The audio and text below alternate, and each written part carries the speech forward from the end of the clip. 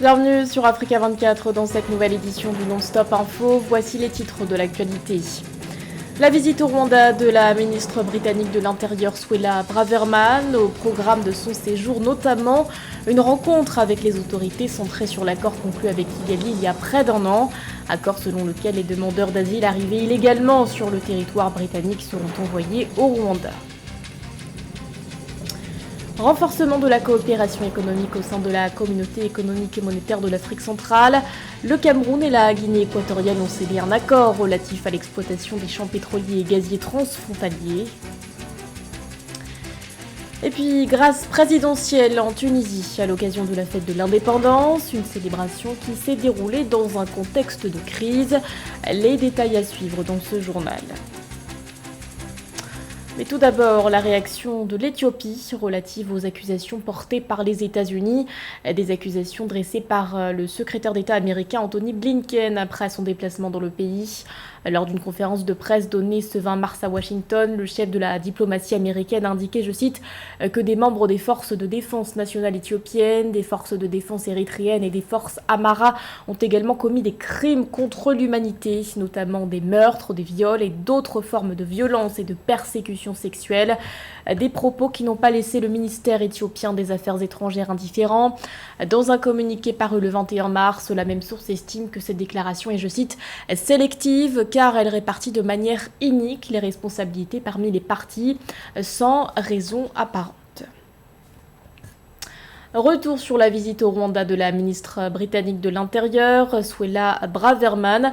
L'enjeu de son déplacement, concrétiser l'accord relatif à la migration clandestine scellé entre le Royaume-Uni et le Rwanda en avril 2022. Un accord largement décrié par un bon nombre d'ONG et dans le cadre duquel le Royaume-Uni aurait déjà décaissé 170 millions de dollars au profit de Kigali. Reportage de notre correspondant Fraterna Keisenga. Le programme de transfert de migrants depuis le Royaume-Uni jusqu'au Rwanda pourra finalement se matérialiser. C'est ce qui ressort d'une récente visite de la ministre britannique de l'Intérieur au Rwanda. Suella Braverman a signé avec le ministre rwandais des Affaires étrangères, Vincent Biruta, un addendum visant à élargir le champ d'application de l'accord sur les migrations conclu entre les deux pays. The current system, if there is someone who is benefiting from it, it's just this criminal. Le système actuel ne bénéficie que des réseaux criminels de trafic d'êtres humains. Ce que nous voulons, c'est de créer une solution innovante pour pouvoir offrir à ces demandeurs d'asile et les migrants de la sûreté et la sécurité et des opportunités pour pouvoir mener une vie décente. Safety, security and opportunities for them to live a decent life. Cet accord, le premier du genre dans le monde, vise à promouvoir la dignité et l'autonomisation des migrants selon ses promoteurs. Il est présenté par les responsables rwandais et britanniques comme une approche innovante et audacieuse qui pourrait révolutionner un système d'immigration mondial défaillant. We had a very strong victory in the High Court in England at the end of last year. Nous avons eu une grande victoire à la Cour suprême à la fin de l'année passée. Les juges de haut rang ont déclaré avec force et autorité que le partenariat était légal, qu'il respectait les droits de l'homme et les obligations internationales, que le Rwanda était un pays sûr. Nous sommes maintenant devant la Cour d'appel. Une audience aura lieu le mois prochain et nous attendons le verdict des juges. Je ne vais pas anticiper la décision de la justice, mais si nous obtenons gain de cause, nous envisageons de mettre en œuvre la substance de notre accord aussi rapidement que possible. We will envisage delivering the substance of our agreement as quickly as possible. Le Rwanda et le Royaume-Uni ont pour la première fois signé le partenariat pour la migration et le développement économique en avril 2022 afin de permettre aux migrants et aux demandeurs d'asile qui se trouvaient illégalement au Royaume-Uni d'être transférés au Rwanda. Un partenariat économique car le Royaume-Uni a affecté plus de 170 millions de dollars à l'investissement initial sous réserve d'un financement supplémentaire en fonction du nombre de migrants transférés à Kigali. Le Cameroun et la Guinée équatoriale renforcent leur partenariat économique en marge de la 15e session ordinaire de la conférence des chefs d'État de la CEMAC.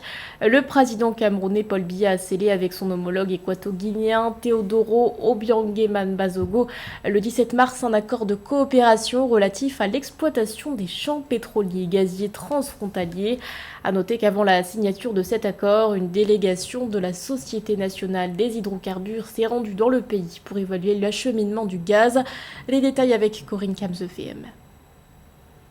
Dans la continuité des discussions initiées depuis plusieurs mois pour l'exploitation commune du potentiel gazier du Cameroun et de la Guinée équatoriale, les présidents Paul Biya et Teodoro Obiang Bazogo ont signé un accord pour la coopération dans l'exploitation des champs pétroliers et gaziers transfrontaliers, signature effectuée le 17 mars 2023 en marge du 15e sommet ordinaire de la Communauté économique et monétaire d'Afrique centrale, au cours duquel les leaders des 6 pays membres ont plaidé pour plus de solidarité pour accélérer le processus d'intégration. La volonté politique est là. Les 2 chefs d'État ont donné le feu vert. Les 2 sociétés pétrolières nationales se sont déjà concertées. Tout est en ordre d'un point de vue politique. Ce qui reste, c'est le côté technique. Vous êtes peut-être informé de ce qu'il y a un opérateur commun, Chevron, qui travaille déjà dans les 2 pays. Il faut simplement réussir le pari d'exploiter conjointement ces ressources.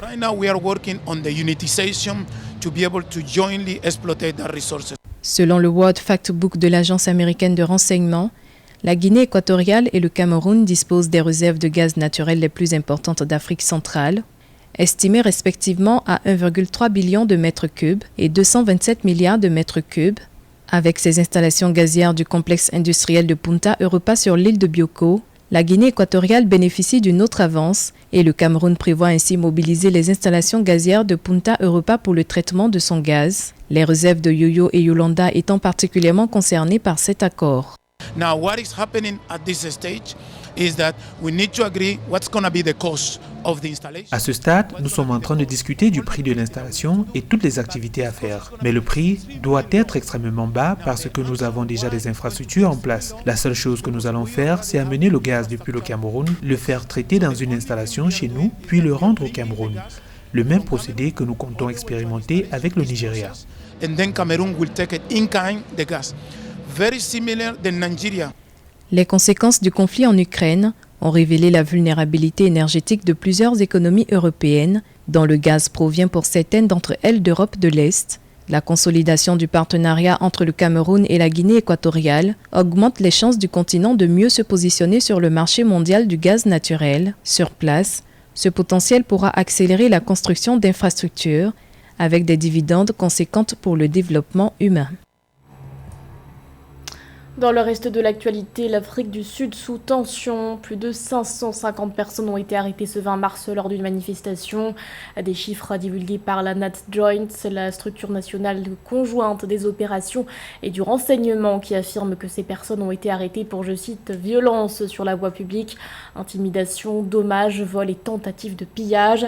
Les protestataires se sont mobilisés à la suite de l'appel lancé par le Parti des combattants pour la liberté économique de Julius Malema. Une mobilisation organisée en vue de réclamer la démission du président Cyril Ramaphosa, le chef de l'État qui fait face à une colère grandissante en raison notamment de la crise de l'électricité, une crise qui l'a amené à déclarer en février dernier l'état de catastrophe nationale. Ce 20 mars était un jour de fête pour la Tunisie. Le pays célébrait ce lundi le 67e anniversaire de son indépendance. Pour l'occasion, le chef de l'État, Kais Saied, a accordé une grâce présidentielle à 1809 détenus. Sur ce nombre, 630 retrouveront la liberté. Plus de précisions avec Joël Ballot et Amen Edji. 20 mars 2023, la Tunisie célèbre 67 ans d'indépendance. À cette occasion, le président de la République, Kais Saied, a décidé d'accorder la grâce à 1809 prisonniers et d'en libérer 630. Même si le taux de chômage en Tunisie s'est légèrement plié à 15,2% en fin 2022 contre 15,3% au troisième trimestre 2022, il n'en demeure pas moins qu'il constitue une source de préoccupation pour les Tunisiens. La crise politique est en partie dépassée puisqu'il y a un projet de refondation institutionnelle en Tunisie qui est en cours et qui, de l'avis de tous les instituts de sondage sérieux, a l'appui de la population. Le coup de force du président tunisien en 2022 qui a abouti à la dissolution du Parlement n'a fait qu'amplifier la crise politique qui sévit déjà en Tunisie, marquée par de vives critiques sur une trop grande concentration des pouvoirs par le président et la réduction des espaces de liberté pour les acteurs de l'opposition et les personnes critiques contre le gouvernement. De plus, le chef de l'État, dans un discours en février 2023, a estimé qu'il était nécessaire de trouver des mesures urgentes contre l'immigration clandestine de ressortissants de l'Afrique subsaharienne. Un discours vivement critiqué par des ONG et des militants des droits de l'homme, aboutissant à la suspension de l'aide accordée à la Tunisie par la Banque mondiale. La Tunisie a des finances publiques en très grave difficulté. L'inflation est devenue une inflation à 2 chiffres récemment. Cette situation est la conséquence de politiques désastreuses sur ce plan qui ont été menées de 2011 jusqu'à la fin de la décennie. Dans le cadre de la commémoration de l'indépendance acquise après la fin en 1956 du protectorat de la France, les Tunisiens appellent le gouvernement à s'engager davantage, à multiplier les efforts pour préserver les acquis et défendre les intérêts de la nation en répondant aux aspirations du peuple. L'actualité sportive à présent avec un point sur le 3e tour des éliminatoires de la CAN de football. Et pour en parler, nous recevons sur ce plateau notre journaliste sportif José Douglas. Bienvenue José. Bonjour Kamesh. José, le coup d'envoi est donné ce mercredi avec 2 matchs. Oui, exactement. Et nous allons sans tarder commencer par le tableau du groupe A avec ce mercredi Sierra Leone contre Sao Tomé et Principe et Nigeria contre Guinée-Bissau. Ce sera le 24 au classement, vous le voyez, Nigeria est en tête avec 6 points. Le tableau B avec ce 24 mars, Cap-Vert, Eswatini et Burkina Faso contre le Togo. Le Burkina Faso est seul en tête devant le Cap-Vert. Sidi Napon, ex-sélectionneur du Burkina Faso, nous parle des chances du Burkina et du groupe A. Il faut toujours respecter l'adversaire, quelles que soient les circonstances, parce qu'actuellement on est premier du groupe avec 6 points. Et Cap-Vert, ils ont 3 points, et le Togo, ils ont 1 point. Donc c'est là qu'il faut se méfier parce que quand on a un adversaire comme ça, on a d'habitude à dire qu'ils ne sont pas très forts, alors que c'est là où se trouve le danger. Donc il faut respecter l'adversaire, jouer son match comme il le faut et essayer de gagner les 2 matchs pour se protéger pour la qualification de cette CAN. C'est Dinapon qui revient de Ouagadougou, où il a été reçu par le ministre des Sports, comme vous le voyez sur ces images, récompensé pour service rendu à la nation. Il a été fait chevalier de la Légion d'honneur par son pays, avec les récompenses que vous voyez sur ces images. José, focus à présent sur les groupes C, D et E. Exactement, avec le C où Cameroun jouera contre Namibie ce 24 mars. L'autre match n'aura pas lieu, Burundi-Kenya, car les Kenyans et les équipes du Kenya et l'équipe aussi du Zimbabwe ont été exclus des qualifications pour la Coupe d'Afrique des Nations pour ingérence justement politique. Alors, Alain Fabian, spécialiste du foot ou consultant du foot, connaît bien le Cameroun et il nous parle de l'absence de Bassogog et de Gadeu. En ce qui concerne Bassogo, c'est un petit peu différent parce que c'est un profil où il y a d'autres profils. On a besoin de voir d'autres joueurs parce qu'il n'est plus en grande forme. Ngandou Gadu, il faut quand même rappeler qu'il y a eu quand même des mouvements, une forme d'altération. Et on a demandé effectivement à Ngandou Gadu de ne pas se retrouver dans une forme de gadou, de faire en sorte de pouvoir exactement langer le linge sale en famille, de pouvoir faire en sorte de revenir avec effectivement des exigences en ce qui concerne le président de la fédération.